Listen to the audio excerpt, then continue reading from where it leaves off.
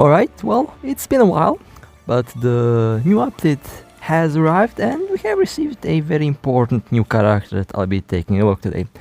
But first I would love to say that it's been a fantastic journey so far with this game. I've played this game for like more than 5 years and it definitely has changed a lot.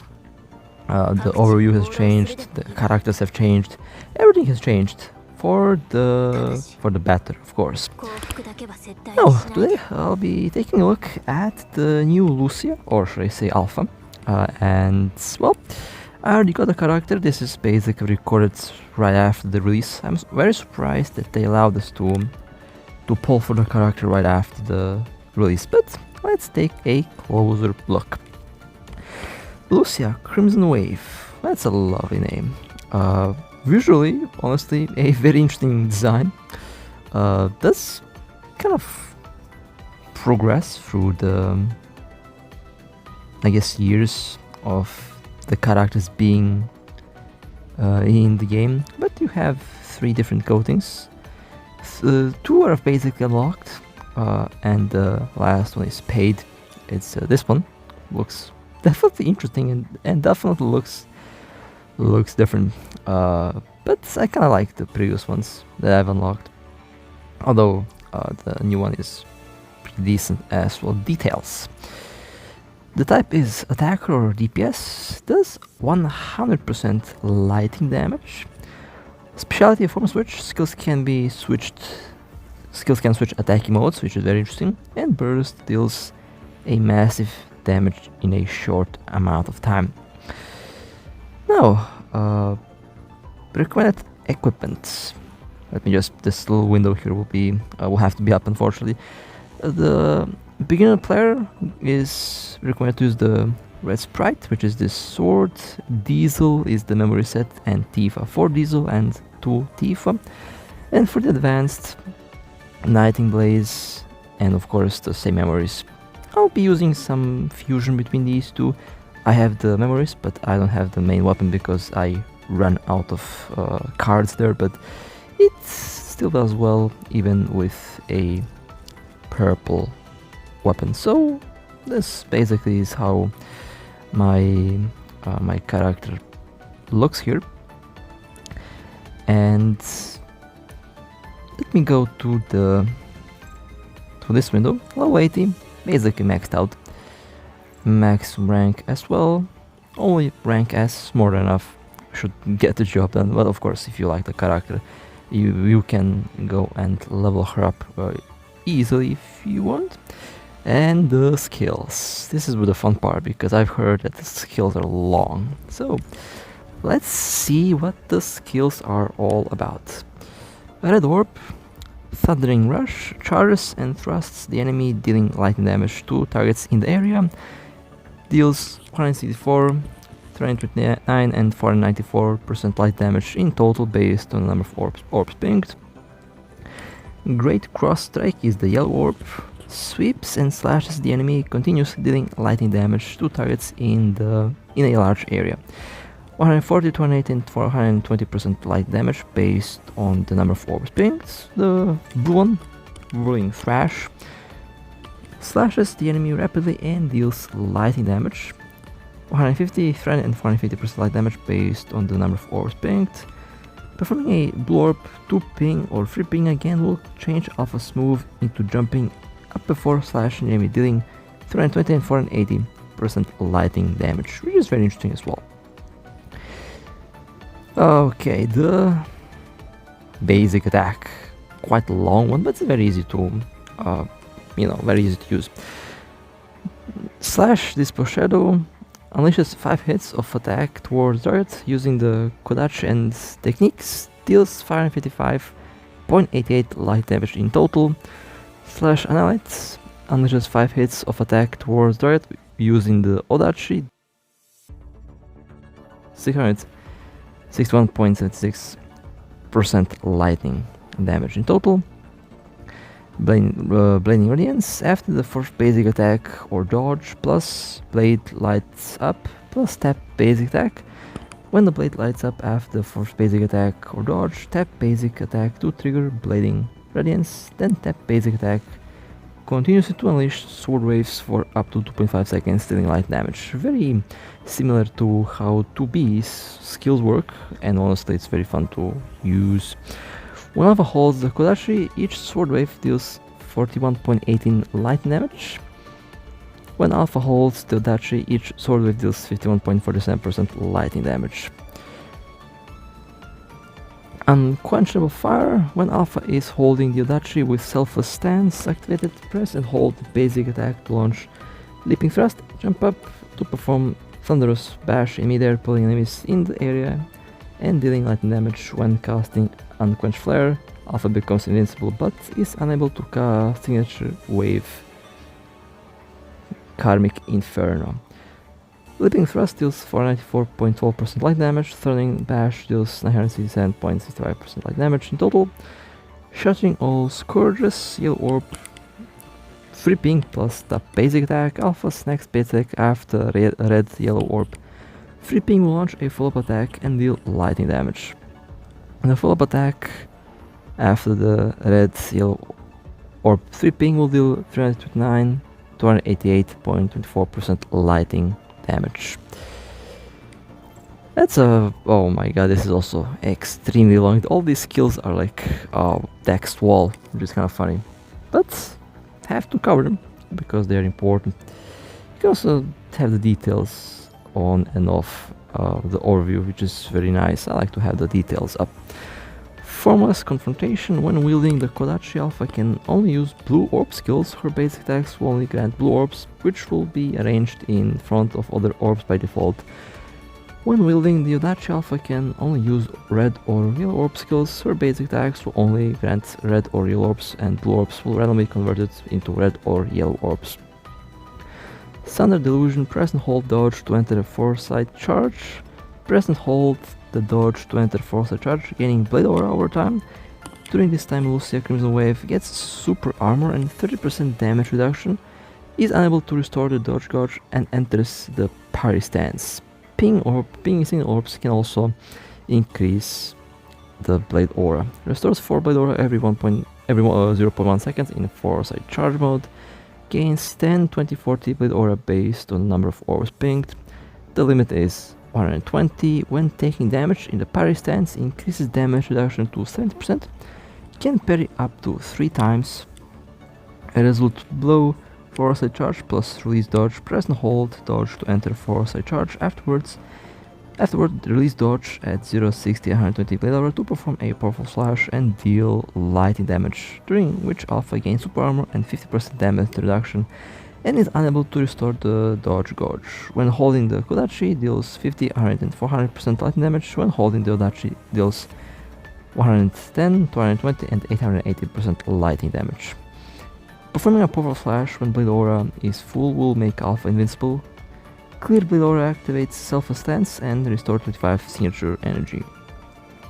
Alpha will automatically perform a powerful slash 1.5 seconds after Blade Aura reaches the upper limit. Aphodic points gained automatically when casting single orbs skills, Blading Radiance and Resolute Blow.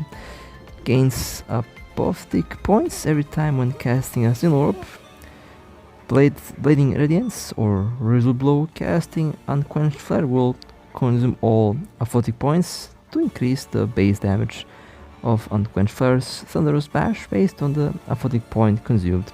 Aphodic points limit 100. Each Aphodic point increases the base damage of Unquenched Flare Thunderous Bash by 1%. Casting the Resolute Blow at full Blade Aura will grant 40 Aphodic points, gains 10, 20, 40 Aphodic points based on the number of orbs pinged.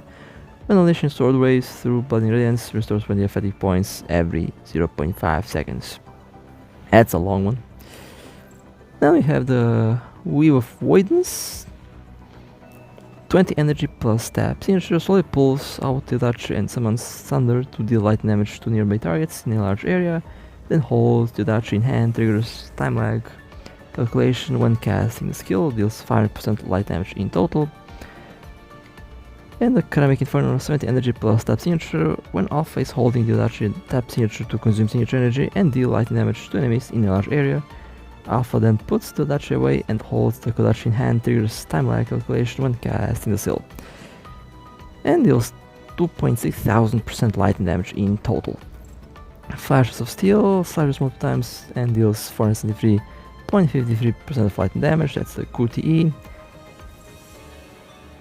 The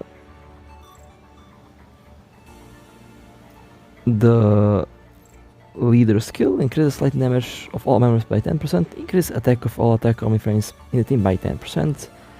Drifting Vane you can unlock at S5 and at double S rank. Can be useful, I think I might go and unlock this.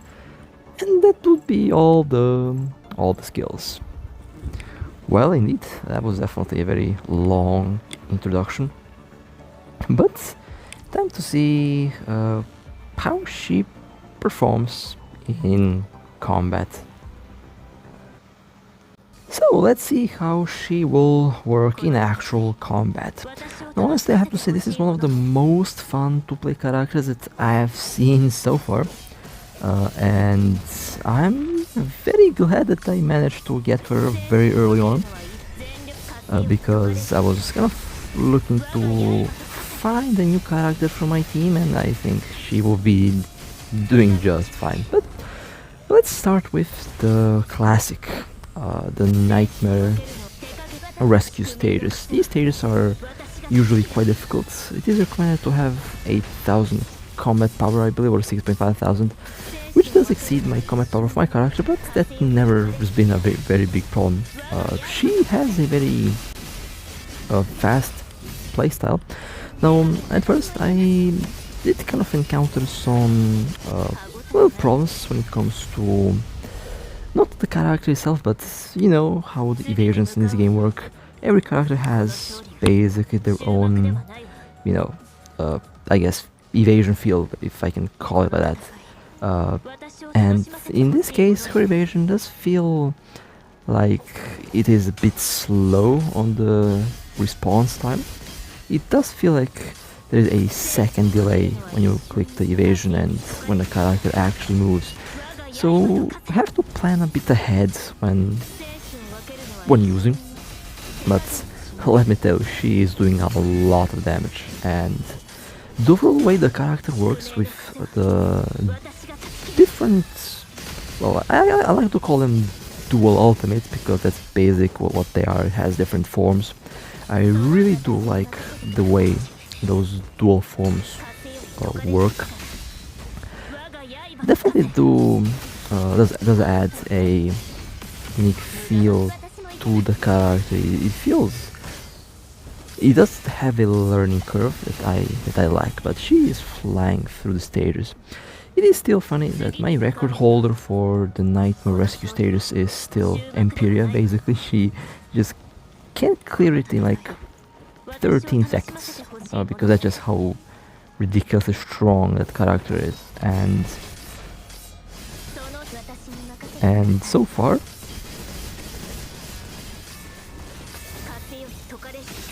Crimson Wave is also doing a very nice work.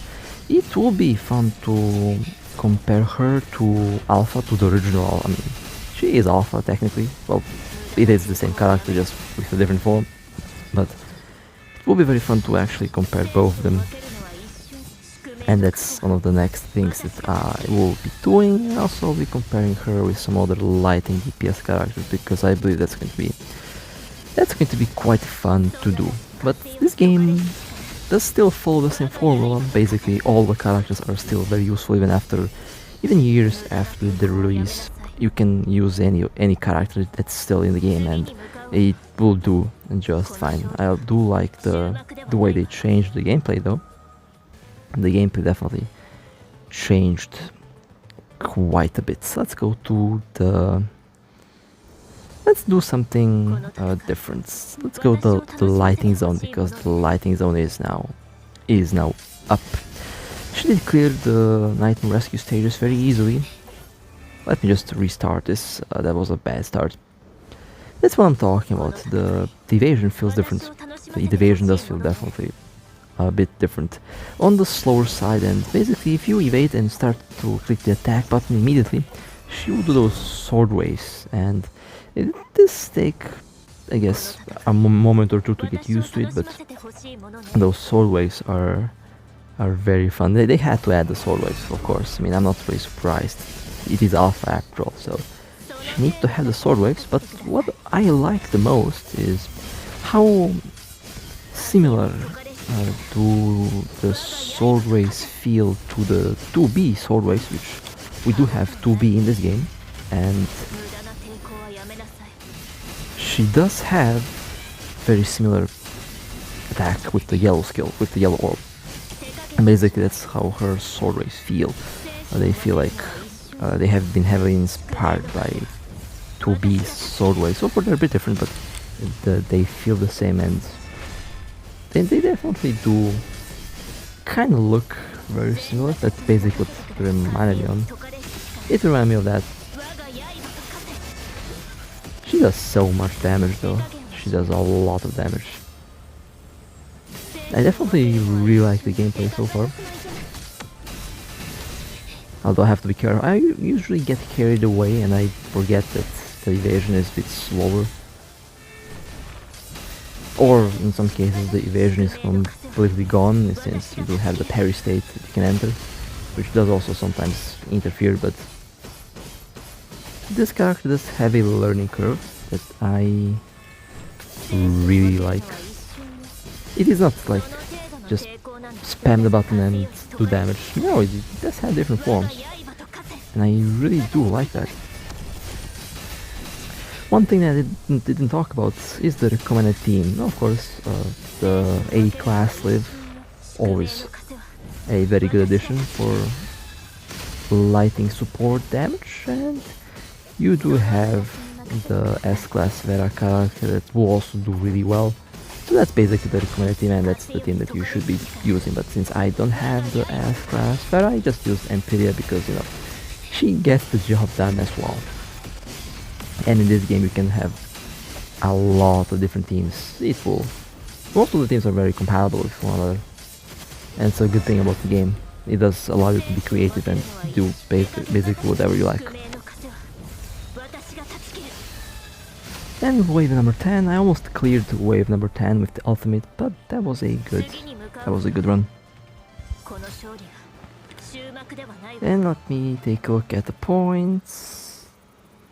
Well, almost 600,000, not bad, I'll take it. I'm not going to complain about that. Let's go, and I think I'll be doing some pain cage next. I did pick the boss randomly since I already completed the previous bosses in the week, so I just decided to go and, well, complete the one boss that remains. But definitely a candidate for my favorite character. Definitely going to be one of my favorite characters. She is awesome. Might even go and buy the outfit, the new outfit. We will see what I'll do.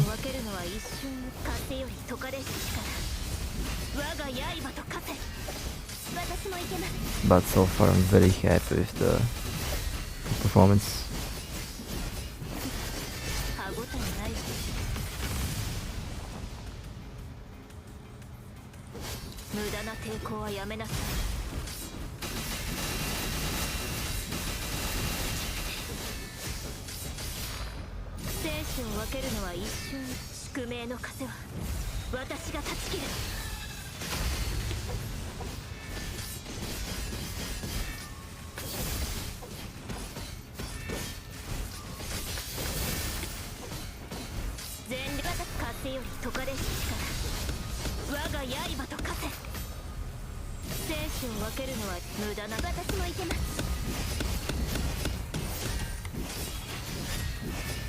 Three health bars are left. I was a bit carried away in the... Yeah, there we go. That was a good run. That was a good run. Now, I think I'll do some boss battle. Oh yes, I'll be doing some boss battle next. Now, this character seems to be very good at dealing with a large group of enemies, since it does have quite a wide area of damage. And at the same time, she should also be very good against the boss battles, against bosses. Now, I do like the parry that she can do, and also do like the way the skills are working. Usually, I also do mention that the attacker type characters, the attacker type constructs, are not usually able to take a lot of hits. But this character does seem to be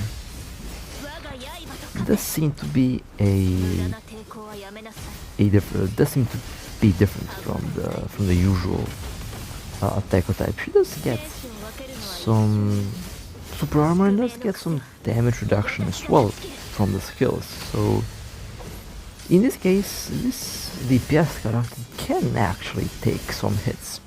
Now, probably not going to be as tanky as some of the defensive structures are, or defensive characters are, but you can definitely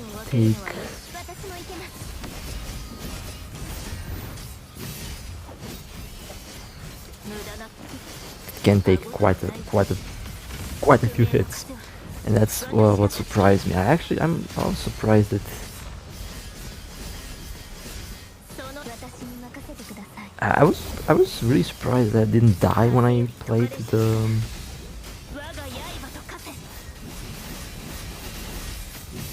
the trial stages, because usually it takes me, you know, a couple of retries, because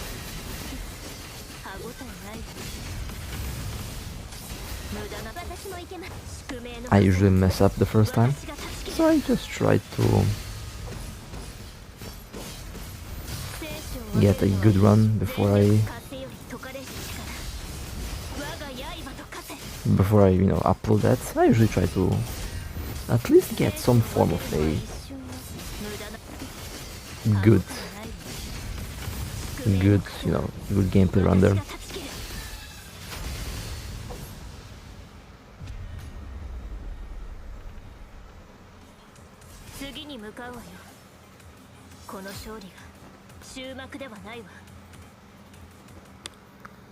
And it was actually a very smooth run. I really like the way the character works. It does give me a very unique opportunity to start the battle. Usually I just rush forward, well in this case you can parry the first attack. And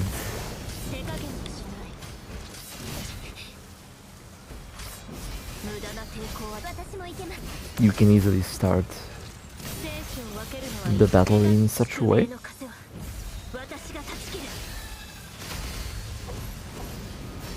But the second boss, the Nightmare Ball, or I like to call this the Nightmare Ball. It got the name Nightmare Ball back from the closed beta days in 2018, and ever since then it kind of stuck. But yeah, the Nightmare Ball is still one of the more nasty bosses. Probably not the most difficult one, but the most unpredictable one. And I think they should add all the bosses in the trial stage, because I would love to fight all the different bosses that we have in a arena type setting, which we do have here.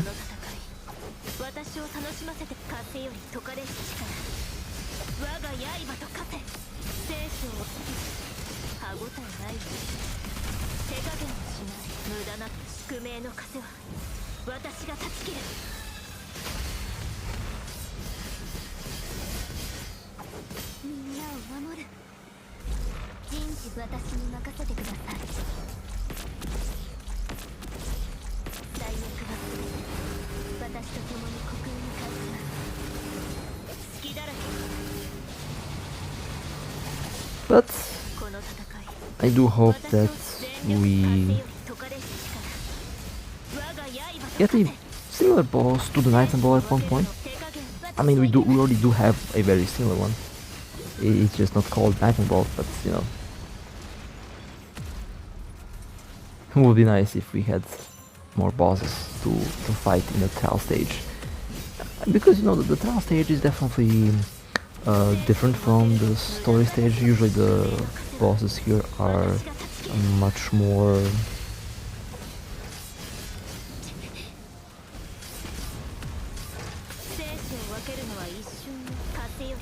dangerous over here, and it does give players the opportunity to practice. But for now, I guess the current bosses will do. Not going to complain much since they are still pretty awesome. And I accidentally swapped to the wrong character, but the knight was already already dead, so it doesn't really.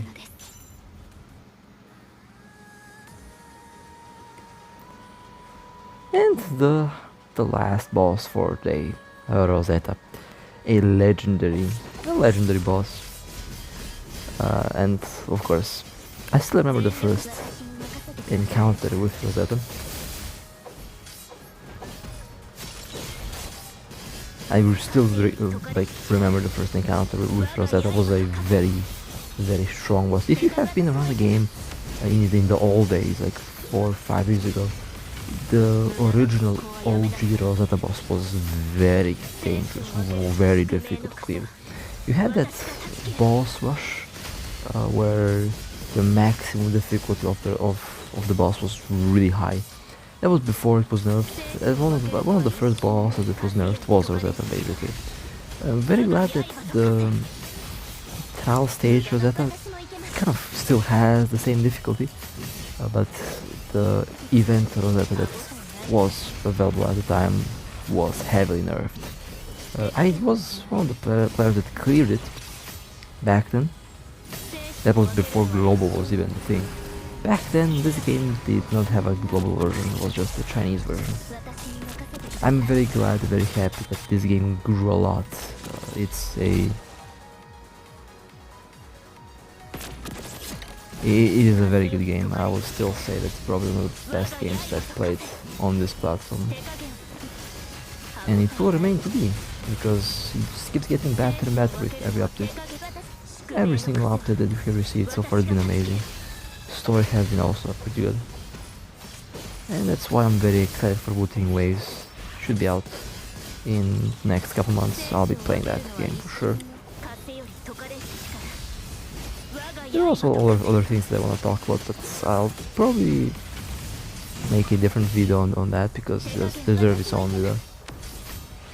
The story does kind of slowly approach the whole concept of Wuthering Waves a little bit. You can see it being built, and I like that.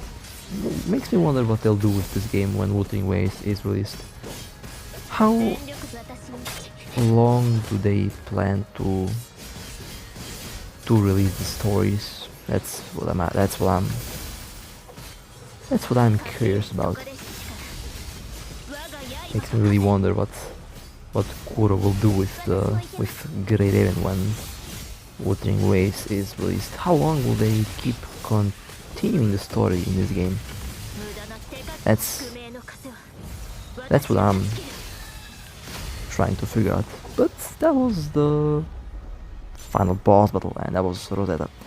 Honestly, this character is, I would say, must-have because she's just amazing, very fun to play, very powerful, and looks really good as well. Looks also do better a lot, if you ask me. But with that being said, hope you guys enjoyed. If you would like to support me, feel free to like and subscribe. And with that being said, stay safe, and as always, I'll see you next time.